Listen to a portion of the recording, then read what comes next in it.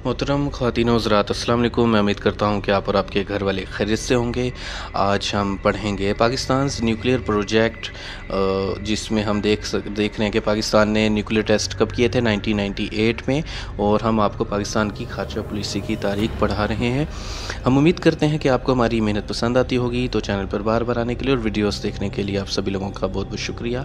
तो हमने अपनी दुनिया को मुख्तलिफ़ हिस्सों में तकसीम किया ताकि उसको अच्छे तरीके से पढ़ सकें, और इसी दुनिया में मौजूद मुल्क पाकिस्तान की खारजा पॉलिसी की तारीख़ हम आपको पढ़ा रहे हैं। तो अगर हम हिस्ट्री में देखें तो कश्मीर एक ऐसा मसला है जिसने दोनों मुल्कों के दरमियान कई जंगें करवाई हैं और कई ऑपरेशंस वगैरह लॉन्च करवाए हैं। 1948 में कश्मीर वॉर होती है, 1948 की वॉर होती है, तो वहाँ पर आज़ाद कश्मीर आज़ाद होता है। और उसके बाद फिर जो पंडित जवाहरलाल नेहरू हैं वो यूनाइटेड नेशंस जाते हैं, सीज़ फायर करवाते हैं, और कश्मीर के अंदर सीज़ फायर लाइन बन जाती है जिसको आज हम LOC लाइन ऑफ कंट्रोल कहते हैं। तो वहाँ से फिर हम देखते हैं कि पाकिस्तान ऑपरेशन जिब्राल्टर स्टार्ट करता है। उसकी नाकामी के बाद ग्रैंड स्लैम स्टार्ट करता है, तो वो भी नाकाम होता है। और फिर 1965 की इंडिया पाकिस्तान जंग हो जाती है, और उसका भी मेन रीज़न क्या था? उसका मेन रीज़न कश्मीर ही था। वो जंग हम जीतने में कामयाब हो जाते हैं। उसके बाद फिर हमारी जो अंदरूनी सिविल वॉर होती है उसका इंडिया फ़ायदा उठाता है, हम पर हमला करता है, और 1971 की जंग वो जीत जाता है। तो इस तरह से एक कंटिन्यूस वॉर चल रही है इंडिया और पाकिस्तान के दरमियान। फिर 1980s के दौर में जब पाकिस्तान बहुत ज़्यादा मसरूफ़ था अफ़गानिस्तान में और अफ़गान जंग में, तब सियाचिन ग्लेशियर्स और पहाड़ी इलाकों पे हिंदुस्तान हमला करता है और वहाँ पर कंट्रोल हासिल कर लेता है, जिसके ऊपर हम 1980s से ही और 1990s से ही हम उनसे बातचीत कर रहे हैं, लेकिन वो कब्ज़ा छोड़ने के लिए तैयार ही नहीं हैं। तो हम देख सकते हैं, अगर हम हिंदुस्तान की तारीख़ देखें तो वहाँ पर टेररिस्ट RSS मौजूद रहती हैं, टेररिस्ट आर्य समाज मौजूद हैं, टेररिस्ट हिंदुत्वा है, टेररिस्ट मोदित्वा है, और टेररिस्ट इंडियन जो थिंकिंग है। तो इंडिया बतौर दहशतगर्द रियासत बहुत ज़्यादा ख़तरनाक हो सकता है। इंडिया के जो जुनूनी दहशतगर्द लोग जो इस तरह का माइंड सेट रखते हैं, तो इंडिया की आबादी बहुत ज़्यादा है, उनकी पॉपुलेशन 1 अरब 40 करोड़ के आसपास है, और उनकी GDP दुनिया की चौथी पाँचवीं सबसे बड़ी GDP है। तो इंडिया बतौर दहशतगर्द रियासत पूरी दुनिया के लिए एक बहुत ही बड़ा ख़तरा है। तो इंडिया का जो न्यूक्लियर प्रोग्राम है उसने हमें मजबूर किया था कि हम भी न्यूक्लियर प्रोग्राम बनाएं, और पहले उसका पर्पस ये था कि हम उससे बिजली बनाएंगे, लेकिन जब इंडिया ने बम बनाए तो फिर हम भी उस रास्ते पे चल पड़े, क्योंकि हमें अपने आप की हिफाजत करनी है। और जंगों के नफसियाती मसाइल तो सबको पता होते हैं कि जब जंग वाली मेंटालिटी बन जाती है, आप एक पूरी नस्ल को जंग पे तैयार कर देते हैं, तो अगली नस्ल आने तक फिर हमें उसी सिचुएशन से गुजरना पड़ता है। तो ये हमारी ज़िम्मेदारी होती है कि हम अपनी हिफाजत खुद करें। तो आज आप देखते हैं कि जो हिंदुत्वा की सोच है कि एक मुल्क का वज़ीर-ए-आज़म कहता है कि रोटी खाओ वरना मेरी गोली है ही, तो ये किस किस्म की बात है? तो इस तरह के जो नफसियाती मसाइल हैं उसके लिए डॉक्टर अवेलेबल होते हैं, तो उसमें ऐसी मसले की बात नहीं है। और हाँ, हम डरते नहीं हैं, लेकिन वैसे बता रहे हैं कि जंग हल नहीं है, मईशत हल है, इकोनॉमिक ग्रोथ हल है, डेवलपमेंट हल है, infrastructure, manufacturing, technology, population control और ह्यूमन डेवलपमेंट इंडेक्स, हमें इनके ऊपर काम करना है।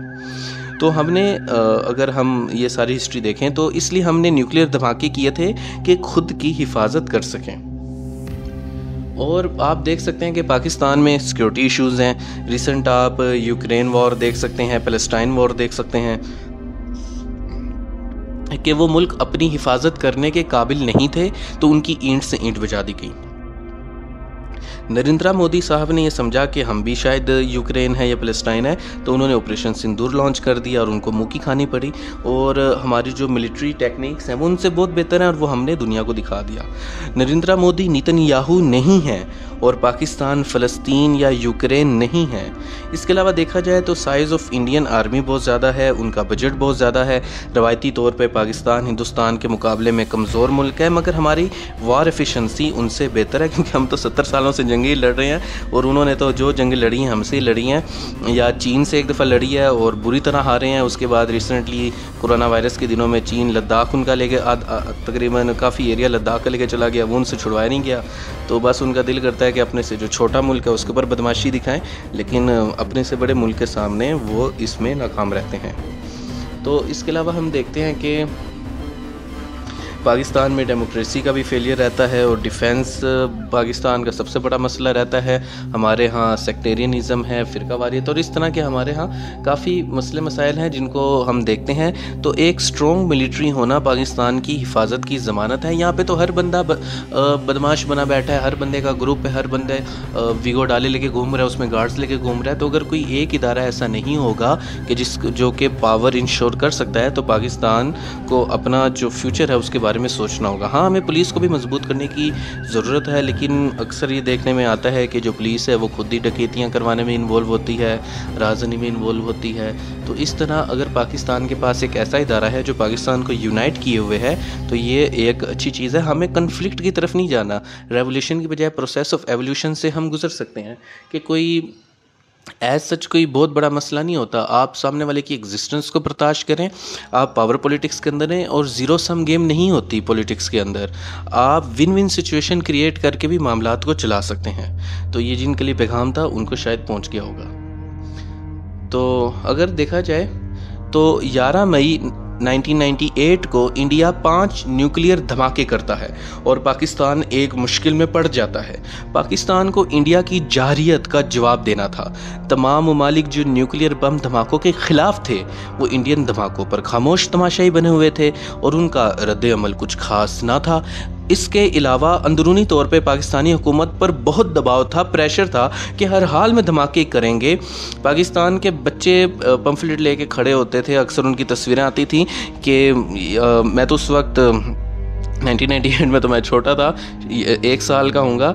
तो ये तस्वीरें मैंने इंटरनेट पे देखी हैं कि वहाँ पर बच्चे कहते थे दूध नहीं चाहिए बम चाहिए, इस तरह के भी वो कार्ड्स वगैरह देखने को मिलते थे। तो पाकिस्तान पर बहुत दबाव था, प्रेशर था गवर्नमेंट के ऊपर के धमाके किए जाएँ। पाकिस्तानी माशरा चीख कर कह रहा था कि सादा रोटी खा लेंगे मगर धमाके ज़रूर करेंगे। पाकिस्तान पीपल्स पार्टी और बेनज़ीर भुट्टो, जिनको लिबरल समझा जाता है, वो हुकूमत पर दबाव डाल रहे थे कि या तो धमाके कर दें या फिर हुकूमत छोड़ दें और इस्तीफ़ा दे दें। सदर क्लिंटन के मोहम्मद नवाज शरीफ साहब के साथ बहुत अच्छे ताल्लुकात थे और वो ज़ाती तौर पर नवाज शरीफ से कह रहे थे कि आपको अरबों डॉलर्स की इमदाद देंगे मगर आप धमाके मत करें। आखिर में बहुत सोच विचार के बाद वज़ीर आज़म नवाज शरीफ ने फैसला किया कि हम एटमी धमाके करेंगे। इन धमाकों के नफ्सियाती मतलब साइकोलॉजिकल, माशी यानी इकनॉमिक और माशरती यानी सोशल नताइज सामने आए। और इंडिया के साथ तो आज भी हमारी दुश्मनी चलती रहती है, लेकिन पाकिस्तानी सोसाइटी पे उसके इम्पैक्ट देखने को मिलते हैं। और पाकिस्तान पर अमेरिका की तरफ से पाबंदियां लगा दी गईं। इंडिया की मईशत का हुजम वॉल्यूम बहुत ज़्यादा था, मगर पाकिस्तान पर बहुत बुरे असरात पड़े कि हमारी इकनॉमी पहले श्रिंक हो रही थी और उसके बाद सैंक्शंस ने तो हमारी एक तरह से कमर ही तोड़ दी थी। और साथ ही साथ देखा जाए तो पाबंदियाँ लग रही थी और पाकिस्तान कमज़ोर हो रहा था। सदर क्लिंटन ने कहा कि पाकिस्तान के पास बहुत अच्छा मौका है कि अपनी मईशत को दुरुस्त कर ले, और अफसोस कि उसने ये मौका गंवा दिया और उन्होंने हमारी बात नहीं मानी। जो हिलरी क्लिंटन है वो बिल क्लिंटन की बीवी हैं और ये ट्रंप से सदारती इलेक्शन हार गई थी। बिल क्लिंटन अमेरिका के 42 नंबर पर प्रेसिडेंट रह चुके हैं। बम धमाकों का मकसद इंडिया को बताना था कि हम अपना दिफा कर सकते हैं। इसमें कोई शक नहीं कि उससे लोगों का एतमाद बहाल हुआ। हमने पूरी दुनिया को बता दिया कि हम अपना दिफा कर सकते हैं और उसके लिए पूरी जान लगा देंगे। इंडिया के पास अगर तकरीबन 11 लाख की फ़ौज है तो हमारे पास मुश्किल से 5 लाख की फ़ौज है। साइज़ में इंडियन आर्मी हमारे से डबल से भी कुछ ज़्यादा है और उनके पास नेवल बेसिस हमसे ज़्यादा है, हमारे पास उतने आधे भी नहीं है। पाकिस्तान और इंडिया के दरमियान माशी तौर पर भी बहुत फ़र्क देखने को मिलता है, फ़र्क है। तो अगर लंबी जंग होती है, यानी अगर जंग 1 माह तक चली जाती है या उससे ज़ाहिद का अरसा ले लेती है, तो पाकिस्तान के रिसोर्सेज ही ख़त्म हो जाएंगे और हम अपना दिफा नहीं कर सकेंगे और हमें मजबूरन क्या होगा, एटम बम चलाना होगा। माशी नताइज तो आने ही थे कि हमने जो बम धमाके किए थे तो उसके तो माशी नताइज होने ही थे। और इसके अलावा पाकिस्तानी कौम दिन में ख्वाब देखने लगी कि अब सब ठीक हो जाएगा, हम अब शायद सुपर पावर बन जाएंगे। वो डे ड्रीमिंग करने लगी कि इंडिया के साथ ताल्लुकात तो बिगड़ते नज़र आ रहे हैं और वो तो इतना मसला नहीं है, लेकिन इंडियन गवर्नमेंट का पूरा ध्यान मईशत की तरफ था, जबकि पाकिस्तान का पूरा ध्यान इंडिया की तरफ था। और अगर कोई लीडर पाकिस्तान को ठीक करने की कोशिश करता था कि एक कॉरिडोर बनाया जाए, सेंट्रल एशिया को साथ मिलाया जाए, साउथ एशिया को साथ मिलाया जाए, इकोनॉमिक कॉरिडोर बनाया जाए, तो उसकी अक्सर हुकूमत ही ख़त्म हो जाती है। नवाज़ शरीफ का प्लान ये था कि इंडिया, पाकिस्तान, अफ़गानिस्तान एक ट्रेड रूट बने, जिससे अफ़गानिस्तान के अंदर ग्रोथ एंड डेवलपमेंट होगी और उसका जो रॉ मटेरियल वगैरह वो पाकिस्तान प्रोवाइड कर सकता है और बिलियंस ऑफ डॉलर्स कमा सकता है और एक इकोनॉमिक ब्रिज के तौर पे काम कर सकता है। फिर वाखान कॉरिडोर से इजाज़त लेकर सेंट्रल एशियन ममालिक के साथ ताल्लुकात कायम किया जाए, उनको कराची और गवादर तक का रास्ता दिया जाए। तो इस तरह पाकिस्तान को एक इकोनॉमिक कॉरिडोर बनाने का प्लान था, मगर ये मंसूबा कामयाब ना हो सका क्योंकि जनरल मुशर्रफ को कारगिल करना था। खैर, सियासतदान और हुक्मरान अक्सर अवाम को सब्ज़ बाग दिखा कर ही सियासत में आते हैं और यही काम मुशर्रफ ने भी किया था। तो पाकिस्तानी अवाम ख्वाब खरगोश में थी कि एटमी धमाके करके हम कामयाब हो जाएंगे, मगर ऐसा ना हुआ क्योंकि जो रियलिटी होती है वो बहुत ही सख्त होती है, बहुत ही तल्ख होती है और उसका कोई मज़हब नहीं होता, कोई सियासत नहीं होती, रियलिटी एज़ इट इज़ होती है। तो पाकिस्तान की बतौर कौम सबसे बड़ी फ़तह न्यूक्लियर पावर बनना था। आज भी पाकिस्तानी अवाम ये समझती है, अगर एक कौम ठान ले कि हमने दिन रात मेहनत करनी है तो वो काम हो जाता है। जैसे हमने मंगला डैम बनाए, हमने तरबेला डैम बनाया, हम न्यूक्लियर पावर बने और अगर इसी तरह हम सी पैक के ऊपर भी काम कर लें, क्योंकि सी पैक हमारी मीशत को ठीक कर सकता है, वो हमें एक इकोनॉमिक कॉरिडोर बना सकता है। दूसरा, गुर्बत और जहालत के मसाइल को भी सी पैक हल कर सकता है। इसके अलावा देखा जाए तो गुर्बत के समाजी मसाइल होते हैं, गुर्बत के बहुत सारे नफ्सियाती मसाइल होते हैं, जहालत के साइकोलॉजिकल एंड सोशल मसाइल होते हैं। तो इस तरह की जो चीज़ें हैं हमें उन्हें नज़रअंदाज नहीं करना चाहिए। तो पाकिस्तान ने आखिरकार एटमी धमाके कर दिए और पाकिस्तान ने जो बम धमाके किए थे वो इंडिया के मुकाबले में 2 ज़्यादा किए थे, कि अगर इंडिया ने 5 किए हैं तो हमने 2 ज़्यादा किए थे, यानी कि हमने 28 को किया था 5 और फिर 30 को 2 और करके हमने वो 5 का जवाब 7 से दे दिया था। तो इस तरह अगर देखा जाए तो अगर एनालिसिस किया जाए तो जो प्रोजेक्ट 7 और 6 है, हम आपको जो पाकिस्तान न्यूक्लियर प्रोजेक्ट की हिस्ट्री है, आप जो हमारी प्लेलिस्ट है history of foreign policy of Pakistan, आप चैनल पे जाके देख सकते हैं और उसमें लेक्चर नंबर 38 या 38B है, जिसके अंदर हमने आपको पूरी जो भट्टोज न्यूक्लियर प्रोजेक्ट के नाम से पूरा एक लेक्चर बताया है, जिसके अंदर प्रोजेक्ट 7 और 6 कैसे स्टार्ट हुआ था, कैसे उसके ऊपर काम हुआ था, वो सब कुछ हमने आपको पढ़ाया है। तो बिजली के लिए ये मंसूबा बनाया गया, कराची के अंदर प्लांट लगाया गया K1 और कैनेडा की मदद से बनाया गया था। फिर हमने पाकिस्तान एटॉमिक एनर्जी कायम किया, हमने फिर खोटा रिसर्च सेंटर भी कायम किया 1976 के अंदर स्पेशल डेवलपमेंट वर्क्स SDW कायम किया था। फिर हमने पाकिस्तान एटॉमिक एनर्जी और कोटा रिसर्च लेबॉर्ट्री वगैरह बनाई थी कि एक को लीड कर रहे थे मुनीर अहमद खान और दूसरे को डॉक्टर अब्दुल कदीर खान जो थे वो लीड कर रहे थे। और फिर हमने टेस्ट साइट्स जो की थी वो हमने वहाँ पर की थी बलूचिस्तान के अंदर जागी के मकाम पे।